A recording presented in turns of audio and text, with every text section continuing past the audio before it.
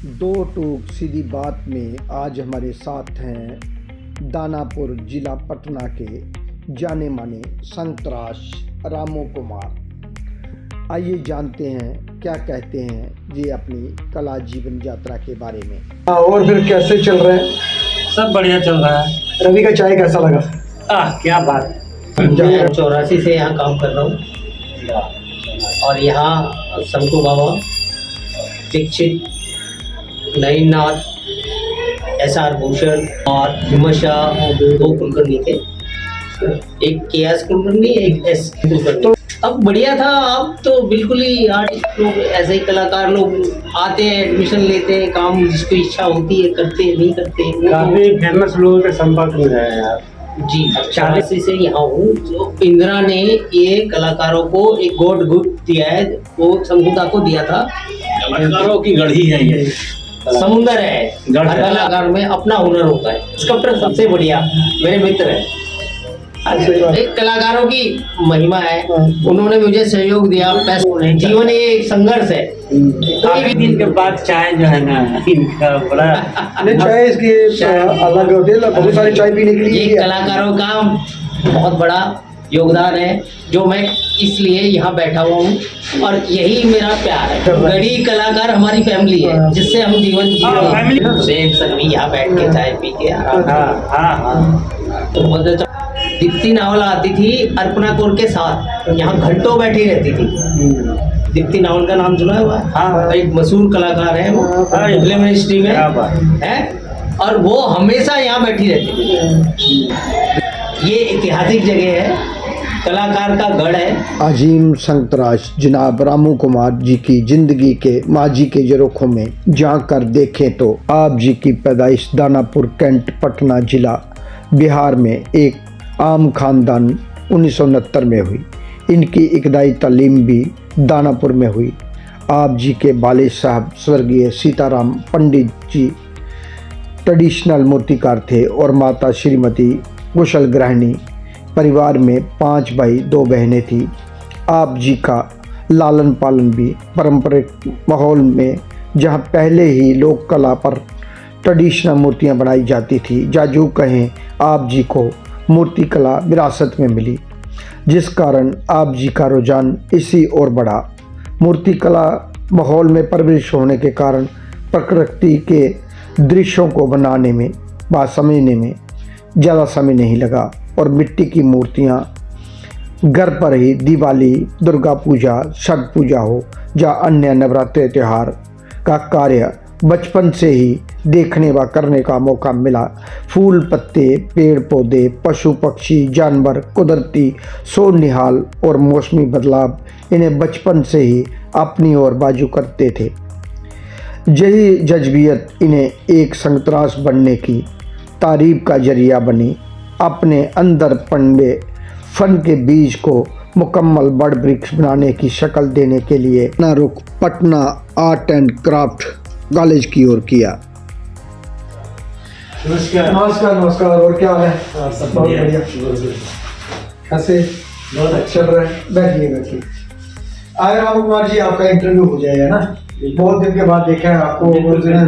आज 2 टूक में कुछ बातचीत हो जाए। बिल्कुल ठीक है। नमस्कार, आदाब, सत श्री अकाल। 2 टूक सीधी बात प्रोग्राम लेकर एक बार मैं फिर आपकी खिदमत में हाजिर हूँ। जैसा कि आप जानते हैं, इस प्रोग्राम के वाकिफ़ हम आपकी मुलाकात करवाते हैं किसी न किसी एक महान शख्सियत से, जिन्होंने ज़िंदगी के किसी न किसी सूबे में एक ख़ास मुकाम हासिल किया, अपनी एक अलग पहचान बनाई। आज वैसे ही हमारे साथ हमारे स्टूडियो में विराजमान है एक महान शख्सियत जो बिहार के रहने वाले हैं, रामू कुमार जी। 2 टूक सीधी बात प्रोग्राम में आपका स्वागत है। नमस्कार। सबसे पहले बताइए कि आपका जन्म कहाँ हुआ और उस वक्त आपके पारिवारिक माहौल कला के प्रति कैसा था? मेरा जन्म दानापुर, जो कि कैंट एरिया मिलिट्री छावनी क्षेत्र के दानापुर कैंट में हुआ है। और मेरे परिवार में ट्रेडिशनल जो आर्ट होता है, टेराकोटा, छोटे छोटे मूर्तियों का काम होता था। बचपन से ही आपको रुचि थी आप इसमें? जहाँ पारिवारिक कुछ दबाव था? पारिवारिक ट्रेडिशनल वर्क तो होता ही था, जिससे के कारण मैं 10th करने के बाद मेरा भविष्य जो था आर्ट के प्रति था रुझान। काफ़ी छोटे छोटे खिलौने मूर्तियाँ मैं बनाता था, लेकिन विरासत में मिला था आपको? विरासत में मिला था। और आगे मेरा एक प्लान था कि मैं भी इस क्षेत्र में कुछ आगे करूं, लेकिन पता नहीं था। और कुछ ऐसे व्यक्ति मिले जिन्होंने बताया कि एक आर्ट कॉलेज भी है पटना में, लेकिन उस समय पटना भी आना जाना बहुत मुश्किल था। एक बार फिर आपको पीछे ले जाता हूँ मैं, स्कूल में। बिल्कुल। स्कूल जब कर रहे थे आप स्कूलिंग में, तो स्कूल में आर्ट का सब्जेक्ट था? हाँ, वहाँ पढ़ाया जाता। उस वक्त कौन कौन से गुरु थे जिनसे आपको प्रेरणा मिली? तो उस समय का गुरु तो याद नहीं है, लेकिन हाई स्कूल में मैं 7th क्लास में जब था तो कुछ ड्राइंग वगैरह बनाते थे, तो टीचर लोग काफ़ी पसंद करते थे। बुक में से जो भी देखते थे आप उसको? लिपि बनाते थे, किताबों से जो चित्र होता था उसका ऐसे भी चित्र बनाते थे, तो बहुत लोग खुश होते थे कि ये अच्छा बनाता है। तो परिवार में कितने भाई बहन थे जिनको इंटरेस्ट था कला के प्रति? सभी लोग मिलजुल के ही, क्योंकि ट्रेडिशनल काम था और व्यवसाय मेरे वही परिवार में माहौल था, कला का माहौल था, उसी से मेरा परिवार का जो भी चलता था, मतलब चलता था। पर आपको बचपन से ही रुझान भी था? हाँ, और आपने कला की और ही आपका रुझान था? हाँ, कला के प्रति रुझान तो था, लेकिन पता नहीं था कि इस क्षेत्र में भी आगे बढ़ने का भी स्कोप है। तो कहाँ से आपने BFA किया? BFA मैं पटना आर्ट कॉलेज से किया हूँ। और मास्टर भी? मास्टर्स मैं BHU से 2001 में मेरा कंप्लीट। BFA करते समय आपको किन गुरुओं का व ऐसे महारथियों का साथ मिला जिनसे आपकी कला में और निखार आया? BFA में शुरुआती दौर में झा सर थे, श्याम शर्मा सर थे, और अमरीश कुमार जो कि मेरे गुरु रहे हैं फैकल्टी स्कल्पचर में, और पांडे सुरेंद्र सर जो प्रिंसिपल थे वहाँ उस समय मेरा एडमिशन हुआ था BFA के दौरान। ये सब मेरे गुरु रह चुके हैं। और ऐसे कुछ सीनियर कलाकार थे जिनसे सहयोग मिला या जिनके साथ उनके भी जिक्र करना जहाँ लाजमी होता है, क्योंकि जब बात चल रही है आपकी BFA की, तो आपके कौन कौन से और साथी सहपाठी थे जो आपके साथ मिलके कंधे से कंधा मिला के कार्य करते थे? मेरे सहपाठी तो ऐसे युवराज सिंह थे, और कई सीनियर आते थे जिनसे मैं कुछ ना कुछ सीखते थे, प्रेरणा मिलती थी, सीखते थे, वो बताते थे कैसे क्या करना है, और कुछ डेमोन्स्ट्रेशन भी देते थे, और काफ़ी मतलब एनर्जेटिक रूप से BFA मेरा रहा है। जितनी कला की बारीकियाँ थी, टेक्निक थी, वो सब आपने सीखी? जी हाँ। जो आगे भी आपके कार्य लगती रही? हाँ, जो आगे काम आया काफ़ी। कला की जो छोटी छोटी बारीकियाँ थी, जैसे मॉडलिंग हो, स्कल्पचर में जो आपने स्कल्पचर चुना सब्जेक्ट को? हाँ, क्योंकि चुनने का कारण था कि पारिवारिक जो परिवेश था, पहले से ही मिट्टी में रमे बसे थे, मिट्टी से परिचय था, तो मेरा रुझान ही रहा कि मैं स्कल्पचर ही लूँगा, क्योंकि उसको समझने में हमको ज़्यादा दिक्कत नहीं हुई। और बाद में मॉडलिंग में भी बहुत सारा दुविधा था, वो ख़त्म मतलब होते गया। फिर जब मास्टर आप BHU में करने गए, हाँ, तो तब आपको कैसा लगा?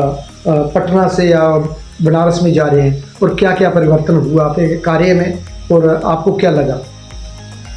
बनारस में तो प्रैक्टिकली रूप से तो दिन भर मतलब गुजर जाता था। उसमें मेरा सब्जेक्ट मेटल कास्टिंग और स्टोन कार्विंग था, जो मैंने लिया था पीठ पांडे पी चंद्र विनोद सर के अंडर में मेरे गाइड थे।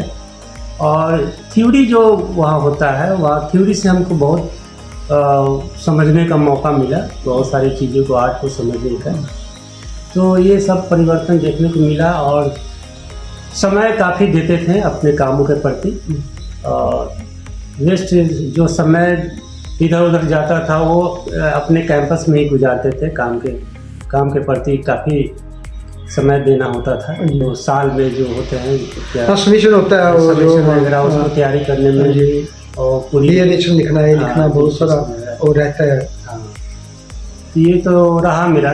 राम कुमार जी, जब मास्टर आप करने गए बनारस में BHU में आपने बोला है ना, तो तब कौन कौन से गुरु मिले आपको, या कौन से ऐसे कलाकार मिले जिनकी प्रेरणा से आपको कार्य आगे बढ़ने का मौका मिला?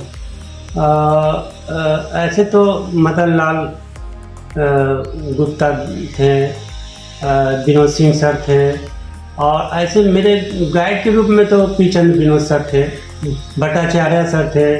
सभी लोगों का अच्छा प्रेम और सौहार्द सहयोग रहा है।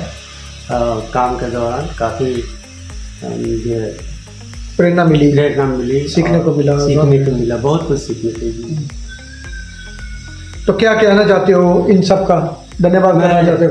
बिल्कुल, मैं हम सब गुरु को प्रणाम करते हैं और आशीर्वाद बनाए रखें, जिनकी बदौलत आज जहाँ तक आप पहुँचे, जिनकी बदौलत आज मैं यहाँ फील्ड में काम कर रहा हूँ, और आगे भी और भी रास्ता बने, मैं आपसे दुआ करता हूँ। धन्यवाद। राम कुमार जी, आप जब MFA कर रहे थे तो क्या सब्जेक्ट मैटर था आपका, क्या विषय था, किस विषय को लेके आप काम करते थे, और कौन कौन मीडियम व टेक्निक का यूज़ करते थे ज़्यादा? देखिए, मेरा विषय तो प्राकृतिक से संबंधित था। प्रकृति के बीच रहते हैं तो सारा कुछ हम भी प्रकृति के ही एक पार्ट है। तो प्रकृति को लेकर के मेरा एक विषय रहा है, उसको लेकर के मैं डिजिटेशन वगैरह कंप्लीट किया हूँ, और माध्यम से मेरा मेटल कास्टिंग और स्टोन कार्विंग रहा है। तो उसमें जो आप कर रहे थे, जो जिस टेक्निक में, जिसमें मीडियम में, मेटल में जैसे बोला, स्टोन में, तो इन दोनों में क्या अंतर था? जो हमारे बाहर नए पीढ़ी के लोग हैं जो सीखना चाहते हैं या करना चाहते हैं, उसमें क्या क्या प्रॉब्लम आती थी, या उसमें कौन सा आपको लगता है कि इजी था, इसमें आप और बढ़िया कर सकते थे? देखिए, मेटल तो शुरुआत उसका क्ले मॉडलिंग से होता है। तो क्ले मॉडलिंग मेरे लिए भी शुरू से, क्योंकि बैकग्राउंड तो मेरा क्ले मॉडलिंग मिट्टी से ही जुड़ा हुआ था, तो क्ले मॉडलिंग मेरा काफ़ी फेवरेबल रहा है सब्जेक्ट। और उसके बाद मोल्ड जो प्रक्रिया होती है मेटल कास्टिंग का, उसमें भी मैं बहुत मनोयोग से उसका वैक्सिंग, डिवैक्सिंग, कास्टिंग सब का प्रोसेस से एक लंबा प्रोसेस रहता है, गुजरने का मौका मिला, सीखने का मौका मिला। और स्टोन कार्विंग भी मैंने किया वहाँ पे रह करके, काफ़ी उसमें भी क्योंकि वो एक हार्ड प्रोसेस है, वो हार्ड को कैसे सॉफ्ट करना है, वो सारी करना है, ये मैं काफ़ी प्रयास किया हूँ स्टोन में वो सॉफ्टनेस लाने का। बहुत सारे वर्क मेरा स्टोन में भी रहा है। तो कुल मिलाकर के 20-25 काम तो मैं किया था मास्टर्स के दौरान। और अब तक आपने कहाँ प्रदर्शनियाँ की? ऐसे तो मेरा प्रदर्शनी ग्रुप से में ज़्यादा रहा है। दिल्ली आपका हो गया, लखनऊ मेरा एक ब्रॉन्ज स्कल्पचर का शो हुआ था, group show. Bronze sculpture title ही था उसका। अलग अलग स्टेट में आपने जहाँ हुआ स्टेट और नेशनल लेवल, इंटरनेशनल लेवल पे आप करते रहे और आगे बढ़ते रहे। राम कुमार जी, अब तक कौन कौन सी उपलब्धियां हासिल की, जैसे award, scholarship, fellowship? State award तो मुझे मिला है 2020 में, 19-20 में, और एक नेशनल ललित कला अकादमी के द्वारा 2 बार सिलेक्शन हुआ है मुझे नेशनल एग्जीबिशन में कामों का सिलेक्शन हुआ है, और भी सम्मानित किया गया। जो स्टेट लेवल के थे आपने वो अपने राज्य में और कई दूसरे राज्यों में वर्कशॉप सेमिनार में भी सम्मानित किया गया। वो अब तक कितनी वर्कशॉपें व कैंप अलग अलग जगह पे आप कर चुके हैं, थोड़ा उनके बारे में। 15-20 तो कर चुके हैं, वर्कशॉप कैंप, पांडिचेरी हो गया, दिल्ली हो गया, पटना हो गया, इस तरह से कई जगहों पे मेरा नेशनल वर्कशॉप हुआ है। दोस्तों, कला चर्चा आगे बढ़ाने से पहले एक नज़र डालते हैं रामू कुमार जी द्वारा बनाए गए मूर्ति शिल्पों में। कुछ इस तरह रामू कुमार जी ने अपने अंदर पनवे फन के बीज को मुकम्मल बोधी ट्री बनाने की शक्ल देने के लिए आप जी ने college of art and craft Patna university की ओर अपना रुख किया। अपनी स्नातक की डिग्री वहीं से पूरी करने के बाद इन्होंने अपना रुख बनारस की ओर अपने ख्वाबों को हकीकत में बदलने की उम्मीद की एक नज़र आई। उसी उम्मीद पर पूरा करने के लिए इन्होंने अपना रुख Banaras BHU fine art university में आकर अपने फन की शुरुआत की और यही वह वजह थी जहां पर वह देश के कई महान कलाकारों ने अपने भविष्य को उज्जवल बनाया। इसी कॉलेज से यही रहते उन्होंने कला की वो सभी बारीकियां सीख ली जो भविष्य में एक महान कलाकार बनने में सक्षम थी। और यहीं पर इन्होंने पत्थरों को तराश कर आधुनिक मूर्तियां बनाने का कार्य भी किया। पत्थरों के साथ साथ इन्होंने धातु की मूर्तियां बनाने की भी महारत हासिल कर रखी। आज वे दानापुर में रहकर ही अपना सारा कार्य कर रहे हैं, चाहे वो म्यूरल हों टेराकोटा के, या फिर ब्रॉन्ज म्यूरल हों, या फिर अन्य धातुओं में जो कार्य वो करते हैं वो दुनिया तक पहुंचाने का कार्य वहीं से करते हैं। रामू कुमार जी की कला एक रियलिस्टिक और सेमी रियलिस्टिक के बीच में इर्द गिर्द घूमती रही और अपने आसपास के माहौल को, प्रकृति को ही लेकर उन्होंने प्रकृति की गोद में बैठकर ही अपने कार्य को करना महसूस समझा और वहीं पे रहकर वह अपना कार्य कर रहे हैं। कई सारी महान नेता, अभिनेता या अन्य महापुरुषों के मूर्तियां भी बनाई और साथ साथ वे फ्रीलांस अपना खुद का कार्य भी कर रहे हैं।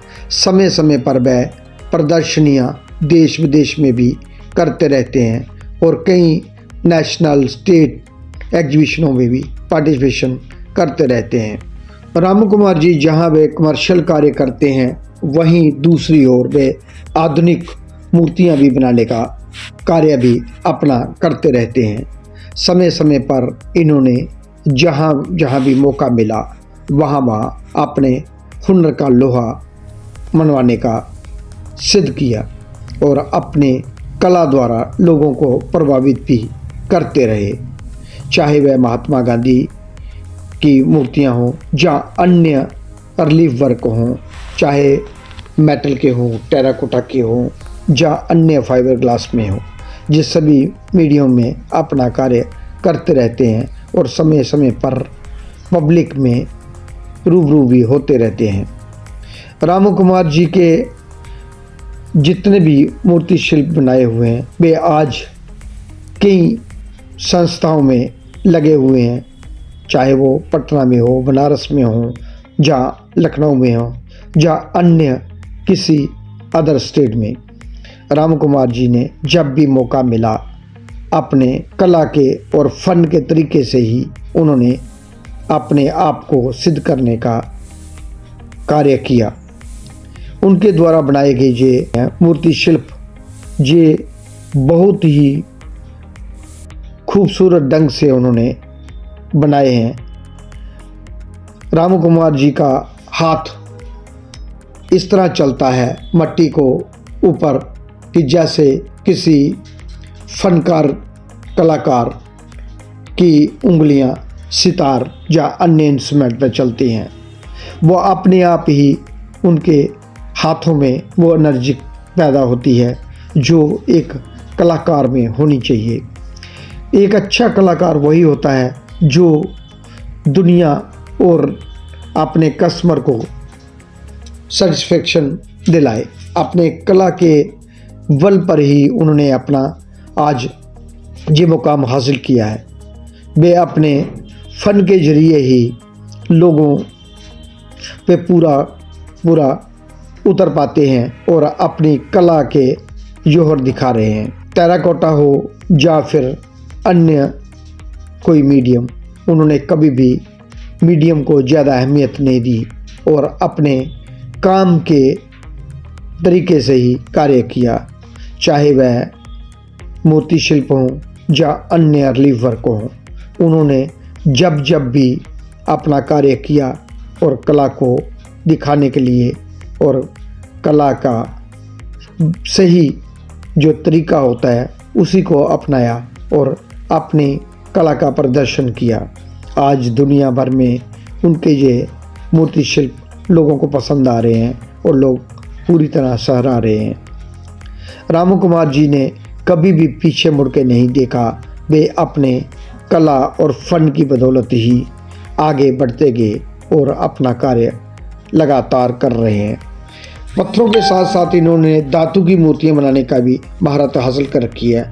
आज वे दानापुर जिला पटना में रहकर ही अपनी फ्रीलांस कार्य कर रहे हैं और देश विदेश में अपनी फन की बदौलत अपनी अलग पहचान बनाई हुई है।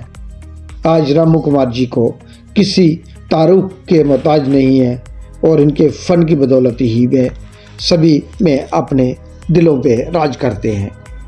रामू कुमार जी की जितने भी मूर्ति शिल्प हैं ये पब्लिक प्लेसों में लगे हुए हैं और पब्लिक को खूब रुझा रहे हैं और पब्लिक का मन इनके बनाए मूर्ति शिल्पों को देखकर बहुत प्रसन्न होते हैं और इनकी कलाकारी तो उद्यम की कलाकारी है। कलाकारी में कोई कसर नहीं छोड़ते। वे अपने जी जान और मन और लगन की मेहनत से ही अपने कार्य को करते हैं और इनके कला ही कलाकार का जीवन होता है, ये मानना है।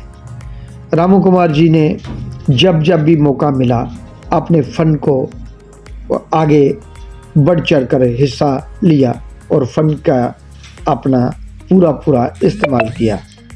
रामू कुमार जी की कला एक अद्भुत कला है जो आपके सामने दिख रही है।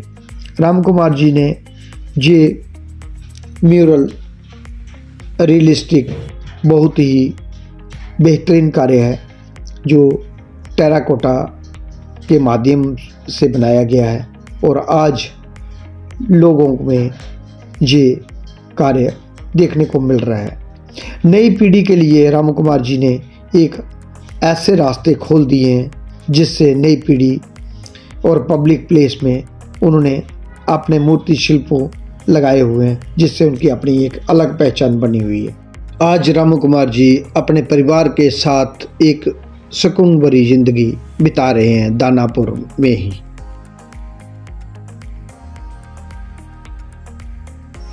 रामू कुमार जी, आप अब तक कहाँ कहाँ आपके कार्य लगे हुए हैं, जहाँ कौन कौन सी आपने एक्टिविटियाँ की जो वहीं पे डिस्प्ले हुआ कार्य?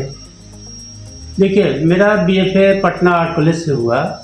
उस समय शुरुआत में गांधी संग्रहालय से जुड़ने का मौका मिला, जहाँ पे उन्होंने वहाँ पे जो सेक्रेटरी मंत्री महोदय हैं गांधी संग्रहालय पटना के, उन्होंने बताया कि आप एक छोटा सा मैकेट बनाइए। उन्होंने बताया कि आपको एक स्कल्पचर करनी है और उसका आप मॉडल बनाइए। मैंने मॉडल तैयार किया और उसके बाद वहाँ पे 3 महीने में एक स्कल्पचर तैयार किया, हिंदू मुस्लिम सिख ईसाई, जो कि 11 फीट का है स्कल्पचर का, जो अभी लगी हुई है गांधी संग्रहालय में। फर्स्ट टाइम मुझे वहाँ पे काम करने का मौका मिला। उसके बाद मैं दिल्ली आना चाहता था, लेकिन दिल्ली नहीं आ पाया क्योंकि वहाँ पे हमको कुछ कंटिन्यू काम और साथ में घर में सारी सुविधा मिलती थी, काम भी मिल रहा था। तो काम मिल रहा था, तो उस समय हमको नहीं लगा कि बाहर तो निकलना चाहिए था, लेकिन नहीं निकल पाए। तो गांधी संग्रहालय में काफ़ी काम है मेरा, गांधी जी से संबंधित, गांधी जी के जीवन से संबंधित। अभिलेख भवन में काम है मोतिहारी कलेक्ट्रेट में भी गांधी जी के से रिलेटेड दीवारों पे रिलीफ स्कल्पचर लगे हुए हैं। 14-15 पैनल का है स्कल्पचर दीवार पे। और सदाकत आश्रम में है, फिर महिला चरखा समिति में है, फिर आपका बनारस में कभी हाल में कैंप हुआ था, नेशनल कैंप, तो बनारस में लोहरा वीर एक जगह है, वहाँ पे मेरा स्कल्पचर लगी हुई है 11 फीट की। और मदुरई में एक काम है मेरा, गांधी जी का मदुरई जैपनीज एक संस्था है, वहाँ पे मेरा काम यही है। और इंडिया के कई जगहों पे मेरा काम आप प्रदर्शित है। 1-2 साल पहले मेरे साथ भी गुजरात में थे, साथ भी गुजरात में थे, काम करने का मौका मिला। और वहाँ पे भी आपका काम है। जी हाँ, वो कलेक्शन में रखा हुआ है, कलेक्शन में है। और रेडसन होटल के पास है वो। Yes yes yes. और बहुत बेहतरीन कार्य था, और आपने पूरे सहयोग से मन से किया हुआ। मन से किया काम, रिलीफ स्कल्पचर वहाँ किया। राम कुमार जी, आप कब से ललित कला अकेडमी रीजनल सेंटर में आते हैं, और कैसा कलाकारों का बिहेव रहता है आपके साथ, या कैसा लगा तब से और अब तक? मुझे आने का एक मकसद था कि कुछ अपने कलात्मक जो प्रवृत्ति है उसको थोड़ा सा आगे बढ़ाने का काम करूं, मतलब समझ को अपने बढ़ाने का काम करूं। फर्स्ट टाइम जब मास्टर्स करने के बाद यहाँ पे अकेले आए थे, मतलब किसी के सहयोग से नहीं, बस आने के बाद मुझे ऐसा लग रहा था कि अंदर जाएं, बहुत अजीब टाइप का लग रहा था। तो उस समय शंकुदा टहल ही रहे थे अपने इस प्रांगण में, तो दूर से ही मैं उनको देखा, 2-3 आदमी उनके साथ थे, तो मुझे हिम्मत नहीं हुई जाने का। बस धीरे धीरे अपने चारों तरफ बहुत नेक दिल इंसान थे, और मैंने काफ़ी देर उनके पास काम किया। हाँ, काम किया।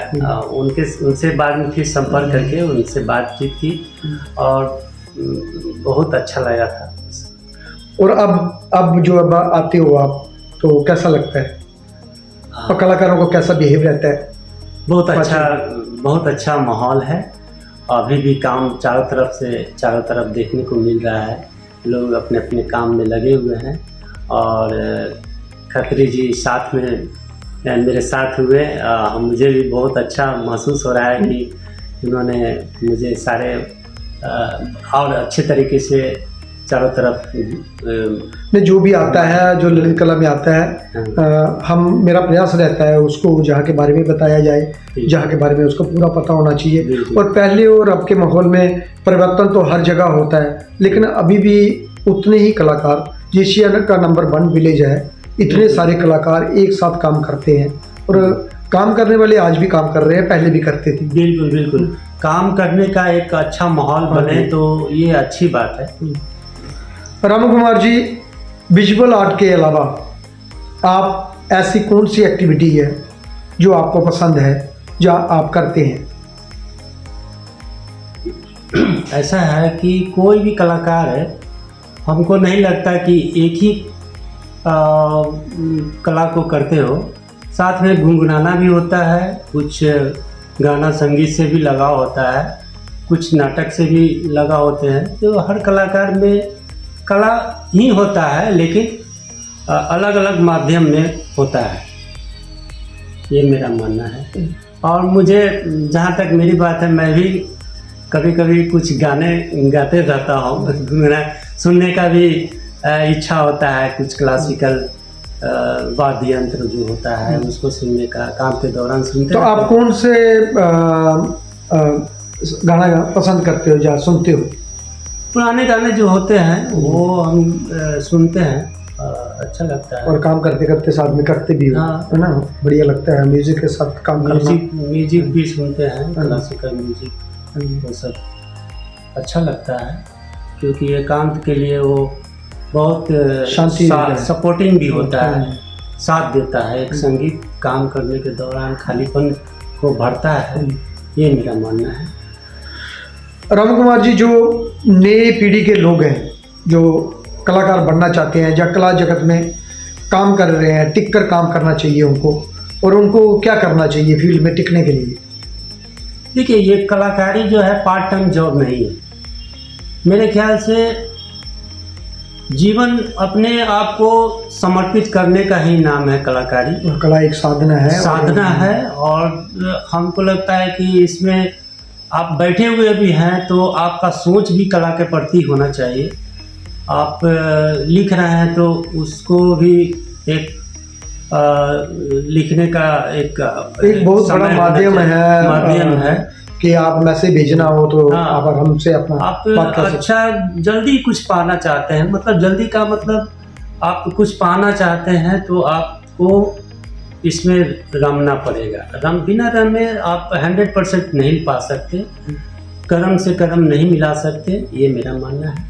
तो कलाकार को क्या करना चाहिए जिन्होंने बनना चाहते हैं या जिन्होंने फील्ड में हैं, उनको क्या टिक के काम करते रहें? प्रत्येक दिन आप कला के प्रति कला के लिए समय दें, कला के लिए कुछ सृजनात्मक काम करते रहें, ताकि आपका माइंड, आपका जो बैठने का क्षमता है वो डेवलप होते रहे, आप काम अच्छे एक रचनात्मक कार्य को सृजित कर सकें। ये एक रामू कुमार जी और सवाल मेरे जहन में आ रहा है कि जो जैसे बिहार, पटना, आपके एरिया में जो कलाकार हैं उनको वहीं तक सीमित रहना चाहिए या बाहर भी निकल के कार्य करना चाहिए उनको? नहीं, बाहर निकलना तो बहुत ज़रूरी है, चाहे कोई भी व्यक्ति हो। घूमने फिरने, देखने जानने का सबका अधिकार है और घूमना भी चाहिए, क्योंकि एक ही जगह पे रह करके आप सब कुछ नहीं जान सकते। घूमना और देखना, जानना, समझना बहुत ज़रूरी है एक कलाकार के लिए। मेरा ये जो अभी आधुनिक युग चल रहा है, इसमें मशीनी युग भी कहा जाता है। बहुत सारे इंस्ट्रूमेंट ऐसे आ गए हैं जो हम उसी का ज़्यादा प्रयोग कर रहे हैं।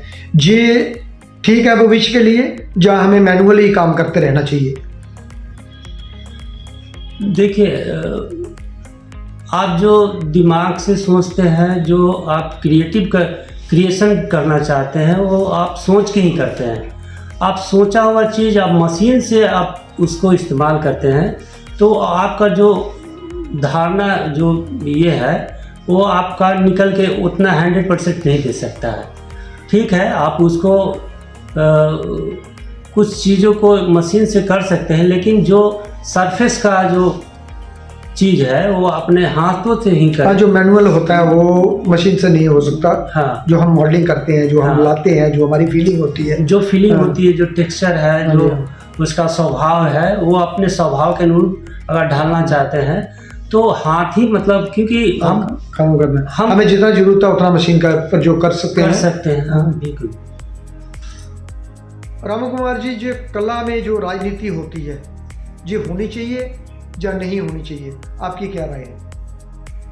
कला में राजनीति मेरे ख्याल से नहीं होनी चाहिए। अगर राजनीति कर रहे हैं तो 100% कीजिए, और कलाकारी कर रहे हैं, सृजनात्मक काम कर रहे हैं तो 100% कीजिए, लेकिन एक दूसरे का सहयोगात्मक समावेश होना चाहिए ईमानदारी के साथ। और यहाँ पे किसी तरह का छल कपट का भावना नहीं होना चाहिए, विद्रोह की भावना नहीं होनी चाहिए।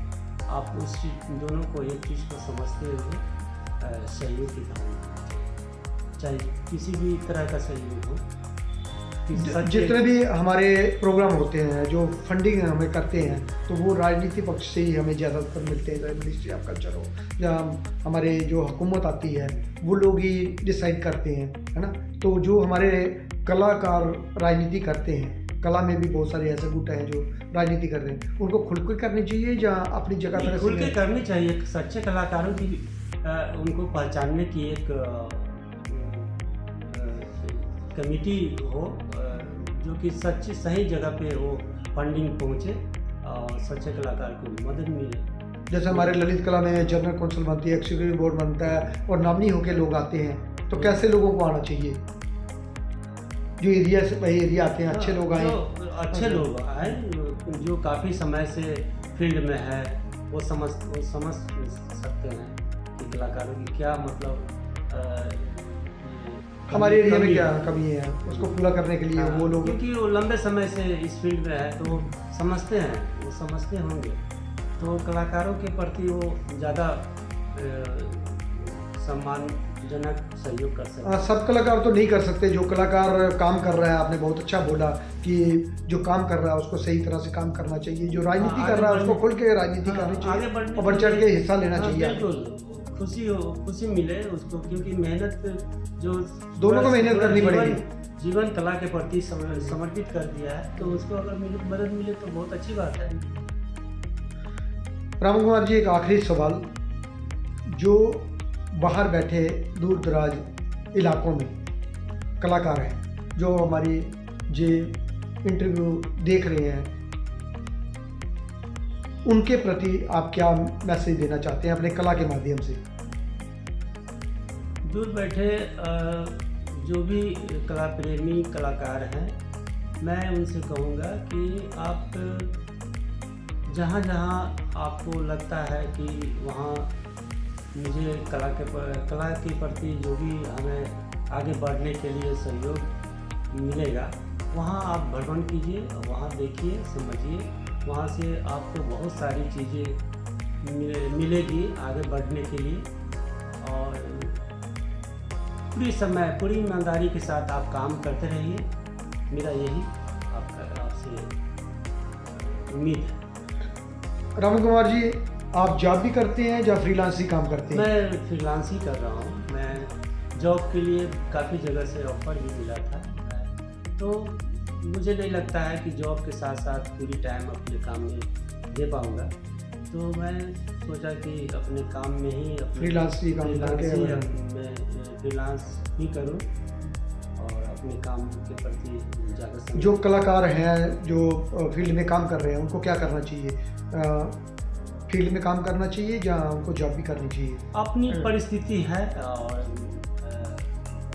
कोशिश सच्चे कलाकार का वो प्रयत्न होता ही है कि मैं भी फील्ड में रहूं, लेकिन परिस्थिति भी कभी कभी आदमी को मजबूर करती है।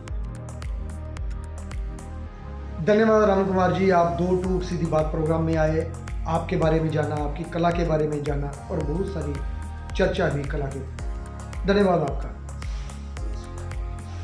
दोस्तों, अगली बार मैं फिर मिलूंगा किसी नई कड़ी में नए कलाकार के साथ। तब तक देवीदास खत्री को दे जाए। जय हिंद, जय भारत।